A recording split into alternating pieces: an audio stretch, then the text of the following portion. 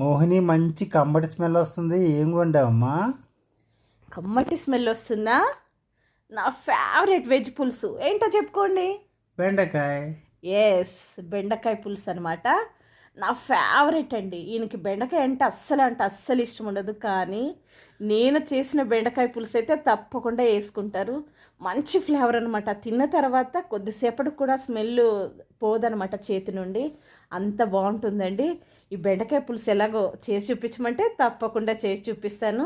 ఎందుకంటే ఒక్కొక్కరి చేతి వంట ఒక్కలా ఉంటుంది కదా. బెండకాయ పులుసులోకి నంచుకోవడం కోసం పక్కన చెక్కుడీలు పెట్టుకున్నాను అనమాట.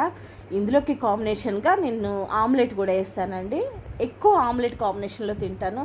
ఆమ్లెట్ వేసుకోవడం ఓపిక లేక చెక్కుడీలు పెట్టుకున్నాను అనమాట. ఈరోజే ఫస్ట్ టైం ఈ సీజన్లో మ్యాంగోస్ తీసుకొచ్చారనమాట మా వారు.